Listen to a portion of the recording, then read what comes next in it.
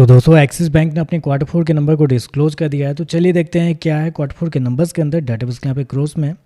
तो देखिए पिछले क्वार्टर में कंपनी 38,500 करोड़ का टोटल इनकम जनरेट की थी। पिछले साल 38,022 करोड़, जबकि अभी देखें तो 38,746 करोड़ आपको जाता हुआ देखने को मिला। तो साल दर साल जाते हैं 2% के आसपास का जंप आपको देखने को मिला है। क्वार्टरली बेस पे जाते हैं तो लगभग आधे % के आसपास की तेजी आपको देखने को मिली है।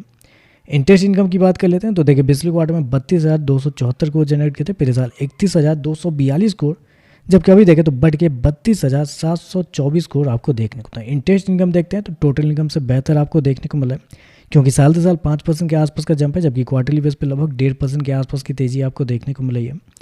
चलिए कंपनी के नेट इंटरेस्ट इनकम क्या निकलते हैं वो देखते हैं, क्योंकि सबसे ज़्यादा इंपॉर्टेंट तो यही है बेसिकली। तो पिछले क्वार्टर मतलब पिछले साल कंपनी का जो नेट इंटरेस्ट इनकम था 13,811 करोड़ था। पिछले क्वार्टर की बात करते हैं तो पिछले क्वार्टर में 14,287 करोड़, जबकि अभी देखें तो बढ़ के 14,458 करोड़ आपको जाता हुआ देखने को। तो यहाँ पे देखते हैं तो यहाँ पे आपको साल दर साल लगभग 5% के आसपास, जबकि क्वार्टरली बेस पे जाते हैं तो 1 से 1.5% के आसपास का जंप आपको देखने को मिला है। कंपनी उसको कितना किया 14,458 करोड़ का नेट इंटरेस्ट इनकम इस क्वार्टर में, जबकि मार्केट का अनुमान भी था 14,700 करोड़ के आसपास। तो आप कह सकते हैं जितना मार्केट का अनुमान था उसके आसपास ही आपको देखने को मिल रहा है। चलिए कंपनी के खर्चे क्या निकलते हैं वो देख लेते हैं। तो देखिए पिछले क्वार्टर की बात करते हैं तो पिछले क्वार्टर में कंपनी 27,624 करोड़ खर्च की थी। पिछले साल 27,670 करोड़, अभी देखें तो 28,733 करोड़ आपको जाता हुआ देखने को मिला। तो खर्चे देखते हैं तो खर्चे हालांकि ज़्यादा आपको देखने को मिल रहे हैं, और बेसिकली मार्केट का मानना भी था कि खर्चे शायद इस क्वार्टर में थोड़े ज़्यादा देखने को मिल सकते हैं। चलिए कंपनी को प्रोविजन क्या निकलता है वो देख लेते हैं।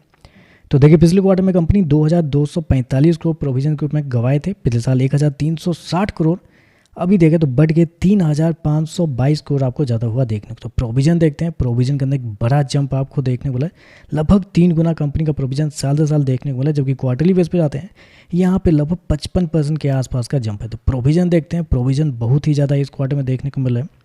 चलिए कंपनी का प्रॉफिट क्या निकलता है वो देखते हैं। तो देखिए पिछले क्वार्टर में कंपनी 6,489 करोड़ के प्रॉफिट में थी। पिछले साल 7,117 करोड़, अभी देखें तो कंपनी का प्रॉफिट 7,071 करोड़ आपको जाता हुआ देखने को मिला। तो प्रॉफिट देखते हैं तो प्रॉफिट आपको साल दर साल हल्का सा ही गिरता हुआ देखने को मिला है। लगभग आधे % के आसपास का जंप है कंपनी के प्रॉफिट के अंदर साल दर साल, जबकि क्वार्टरली बेस पे जाते हैं तो क्वार्टरली बेस पे कंपनी के प्रॉफिट के अंदर तेजी आपको देखने को मिल रही है।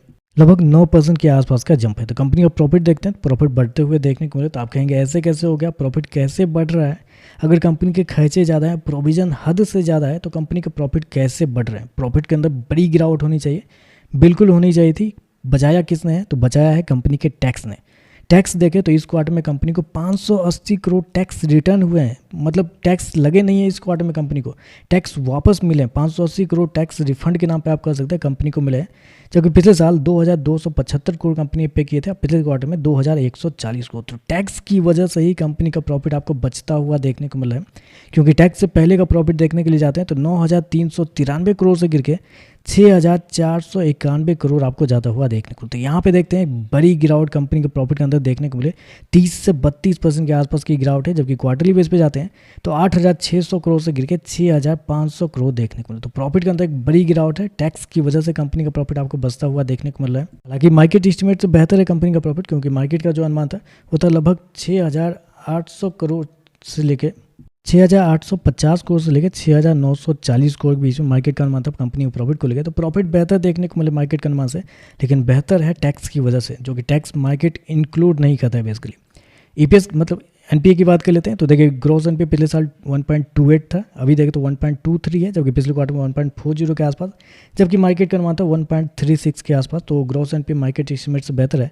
नेट एनपीए 0.33 से बढ़ के 0.37 देखने को मिला, जबकि पिछले क्वार्टर में 0.42 के आसपास। तो ओवरऑल अगर देखा जाए तो नंबर मुझे लगता है थोड़े से कमजोर नतीजा है। स्पेशली जो मार्केट को सरप्राइज कर सकता है वो है कंपनी के प्रोविजन के अंदर बड़ा जंप है, और कंपनी का प्रॉफिट भी देखें तो बड़ी गिरावट है कंपनी के प्रॉफिट के अंदर, टैक्स की वजह से बचता हुआ देखने को मिला, जो कि मार्केट इस पर बिल्कुल भी मतलब मुझे लगता है कि थोड़ी भी रियायत करेगा।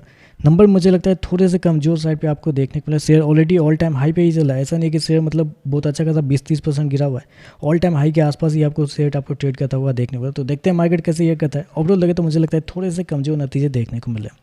तो वीडियो पसंद आया तो लाइक कीजिएगा, साथ में साथ चैनल को सब्सक्राइब जो कीजिएगा। धन्यवाद।